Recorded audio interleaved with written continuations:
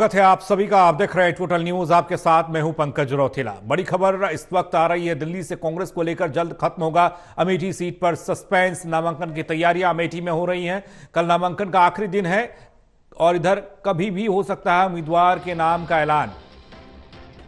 प्रशासन ने 151 गाड़ियों को इजाजत दी है। कल के रोड शो को लेकर ये तैयारियां हैं और मंजूरी रोड शो को मिल चुकी है, यानी कि कल नामांकन का आखिरी दिन है और आखिरी दिन नामांकन कौन करेगा इसको लेकर अभी सस्पेंस बरकरार है। लेकिन यह कहा जा रहा है कि कांग्रेस की तरफ से जल्द ही अमेठी को लेकर स्थिति साफ हो सकती है। नामांकन की तैयारियां तेज हैं। कल नामांकन का आखिरी दिन है, कभी भी हो सकता है उम्मीदवारों का ऐलान। अमेठी को लेकर उम्मीदवार का ऐलान कांग्रेस ने अब तक नहीं किया। आपको बता दें कि यहां से राहुल गांधी चुनाव लड़ते रहे हैं और पिछली मर्तबा राहुल गांधी को शिकस्त दी थी स्मृति ईरानी ने। स्मृति ईरानी नामांकन कर चुकी हैं। आपको बता दें कि राहुल गांधी के नाम को लेकर चर्चाएं।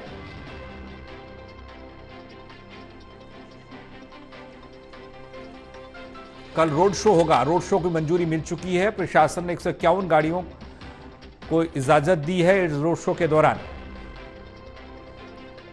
प्रदीप कुमार जुड़ रहे हैं, एसोसिएट एडिटर हमारे सहयोगी, उनसे ज्यादा जानकारी लेते हैं। प्रदीप, रोड शो की तैयारियां चल रही हैं, 151 गाड़ियां भी रोड शो में होंगी, लेकिन उम्मीदवार कौन होगा ये सस्पेंस कब खत्म होगा? देखिए, बिल्कुल हाई प्रोफाइल रायबरेली सीट है और अमेठी सीट है। इस पर कांग्रेस उम्मीदवारों के नाम का ऐलान होना है और उससे पहले जो है हलचल बढ़ी हुई है। अमेठी में रायबरेली में पोस्टर लग चुके हैं, राहुल गांधी के, तो रायबरेली में प्रियंका गांधी के पोस्टर लगे। अमेठी में सभी कांग्रेस की तरफ से जितने उम्मीदवार हैं, लेकिन जो नामांकन की तैयारी है वो पूरी कर ली गई है। सूत्र दावा कर रहे हैं कि गांधी परिवार का सदस्य चुनाव लड़ेगा। दोनों में से एक सीट पर ये सूत्र दावा कर रहे हैं, या दोनों सीटों पर लड़ेंगे या नहीं लड़ेंगे ये तस्वीर साफ नहीं है। सस्पेंस साफ होगा। कल आखिरी दिन है नामांकन का रायबरेली और अमेठी में। जो यहाँ पर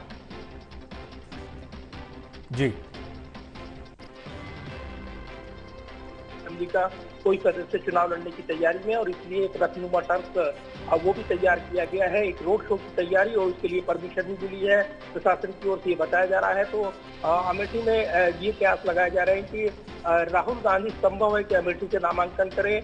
तस्वीर साफ नहीं है। इसके अलावा क्या उनकी पसंद के उम्मीदवार को लेकर नामांकन भरा जाएगा, ये अभी तक सस्पेंस बना हुआ है। तो फिलहाल देखना होगा कि इस पूरे मामले पर कांग्रेस पार्टी अपना आधिकारिक रूप कब साफ करती है, उम्मीदवारों के नाम का ऐलान कब करती है। इसके अलावा जो अमेठी में और रायबरेली में कांग्रेस कार्यकर्ता लगातार गांधी परिवार के सदस्य की मांग कर रहे हैं।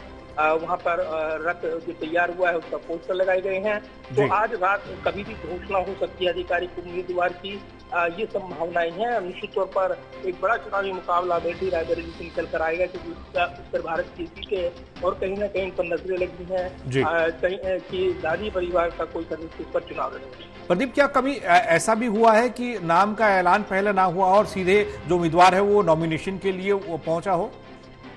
देखिए, इससे पहले भी ऐसा कई बार हुआ है और निश्चित तौर पर ये सस्पेंस है कि क्या जिस तरीके से कयास लगाए जा रही हैं ऐसा ही होता है, या फिर कोई चौंकाने वाले नाम के तौर पर कोई और व्यक्ति पसंद कर निकल कर आता है और राहुल गांधी, प्रियंका गांधी वहाँ रोड शो करते नजर आते हैं। तो फिलहाल ये तस्वीर साफ नहीं है, क्योंकि राहुल गांधी वायनाड से चुनाव लड़ रहे हैं। प्रियंका गांधी किसी भी सीट से चुनाव मुकाबले में नहीं है। ऐसे हैं प्रियंका गांधी की संभावनाएं लगातार बनी है, लेकिन क्या वो चुनावी मैदान में उतरेंगे ऐसे वक्त जब चुनौतीपूर्ण समय और उत्तर प्रदेश में जो प्रभारी के तौर पर उनकी भूमिका रही, बावजूद वहाँ पर पार्टी एक वो कोई भी जमीन पूरी तरीके से वापस नहीं पा पाई जिसकी उम्मीद कांग्रेस कर रही थी।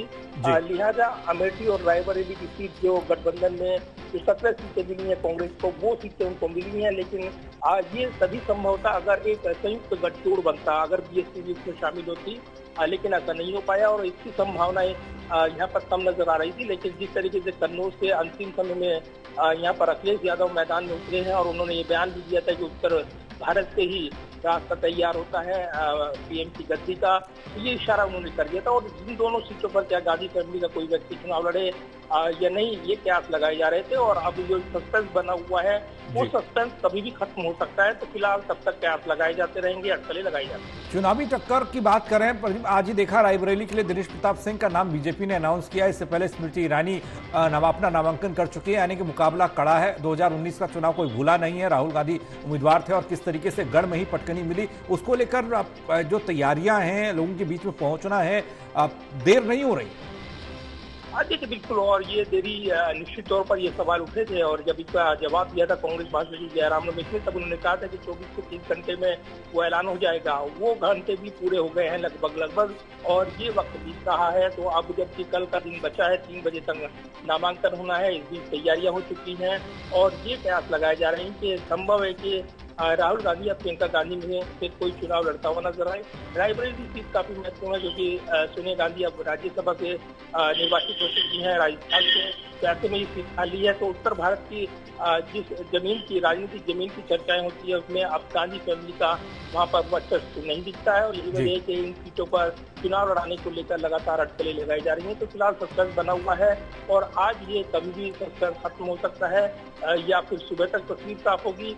तो इंतजार की घड़ियां जैसे जैसे बीत रही हैं, वैसे वैसे अटकलें भी, सस्पेंस भी नए सिरे से लगाए जा रहे हैं। प्रदीप, एक छोटा सा जवाब आपसे चाहिए होगा। अमेठी और रायबरेली दोनों ही गांधी परिवार का गढ़, कांग्रेस का गढ़ रहा है। यहाँ पर नाम अनाउंस करने में, उम्मीदवार को सामने लाने में कांग्रेस को क्यों दिक्कत आई?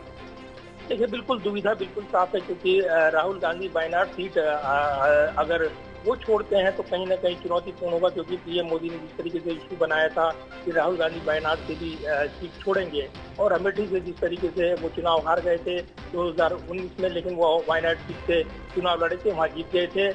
लेकिन उसके बाद अब जिस तरीके से राजनीतिक परिदृश्य बदला है, और राहुल गांधी इस बीच अमेठी की ओर उन्होंने मुड़कर नहीं देखा, लेकिन जिस तरीके से परिस्थितियां बदली, कहा जा रहा है कि वहाँ पर मांग हो रही है, ये अलग इशू है। लेकिन दूसरी तरफ देखें तो निश्चित तौर पर यहाँ पर जो परिस्थितियां बनी है राजनीतिक तौर पर, अब दक्षिण में तो मजबूत हुई है कांग्रेस, उनकी 2 राज्यों में सरकारें भी हैं, लेकिन जहाँ तक बात है उत्तर भारत में, वहाँ बीजेपी ने लगातार जीत के परचम लहराए हैं। और जिस तरीके से उत्तर भारत में, खासतौर से उत्तर प्रदेश में बीजेपी ने लगातार मजबूती के साथ पांव आगे बढ़ाई हैं, उसमें कहीं ना कहीं चुनौती बनी हुई है, और इसीलिए ये सीटें चुनौतीपूर्ण हो गई हैं। फिलहाल गठबंधन भले ही समाजवादी पार्टी के साथ हो गया, लेकिन बाकी अगर देखें बीएसपी की भूमिका भी महत्वपूर्ण होती है, और वो गठजोड़ बन नहीं पाया। इसीलिए ये क्या सस्पेंस बना हुआ कि क्या यहाँ पर ऐसे चुनौतीपूर्ण समय में कोई व्यक्ति चुनाव लड़ेगा, या एक मैसेज जो देना था, क्योंकि यहाँ पर उतर कर बाकी मुद्दे को प्रभावित कर पाएंगे, उस पर कयास लगाए जा रहे हैं। अगर वहाँ लड़ते हैं राहुल गांधी और जीतते हैं, तब वायनाड सीट छोड़ेंगे या अमेठी सीट छोड़ेंगे, ये सबसे बड़ी दुविधा का वक्त था, और इसीलिए इसको लेकर इतनी लंबी चर्चा हुई है। फिलहाल इस पर तस्वीर साफ होगी जब यहाँ से उम्मीदवार का आधिकारिक ऐलान हो जाएगा।